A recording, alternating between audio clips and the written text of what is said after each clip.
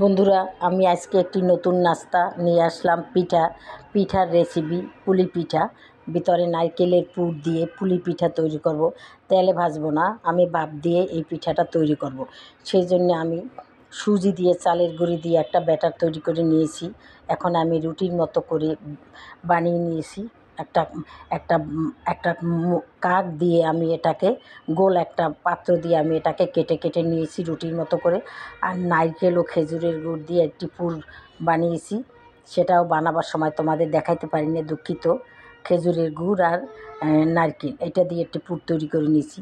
এখন আমি দেখো বন্ধুরা, আমি পিঠাটা তৈরি করতেছি।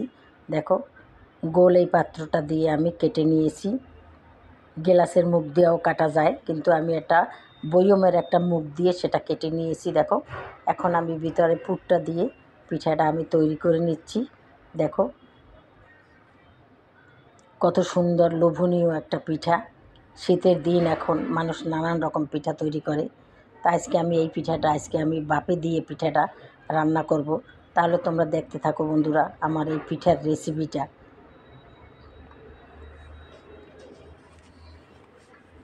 তোমরা ওই রকমের ঝটপট করে এভাবে তৈরি করে নিজেরাও খেতে পারো, এবং মাস্টার আসলে দিতে পারো, মেহমান আসলে দিতে পারো, স্কুলে বাচ্চাদের টিফিন দিতে পারো বন্ধুরা। খুবই সুস্বাদু মজাদার এই পিঠাটা। তোমাদের সুবিধার্থে আরও কয়েকটা বানিয়ে দেখাই দেব। দেখো,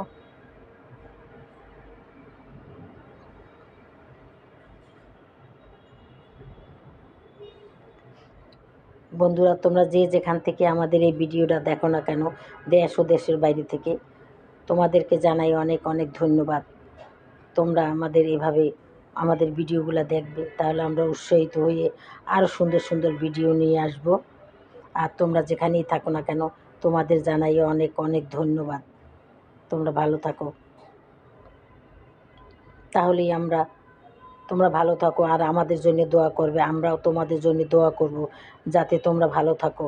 আর আমাদের ভিডিওগুলো ফাঁকে ফাঁকে দেখবে বন্ধুরা। কত কষ্ট করে আমরা একটা ভিডিও করি, তোমরা যদি না দেখো বন্ধুরা, তাহলে এটা করে লাভ কী?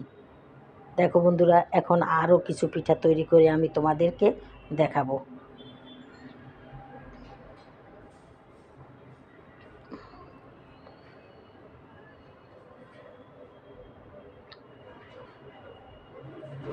পোড়া হয়ে আসছে আমার বানানো।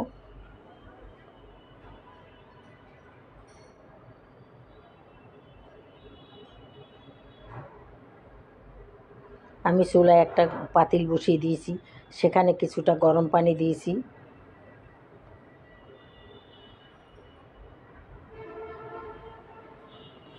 হয়ে গেছে বন্ধুরা। দেখো, আমি একটি পাত্র, ছিদ্র একটা প্লাস্টিকের একটা পাত্র দিয়ে দিয়েছি গরম পানির উপরে। এখন আমি এটাকে ঢাকনা দিয়ে দেব। তারপর বাপে এই পিঠাটা আমি রান্না করে নেব। এই দেখো, কিছুটা পিঠা হয়ে গেছে, আরও কিছু পিঠা আমার চুলায় আছে, সেটাও আমি নামিয়ে তোমাদেরকে দেখাবো।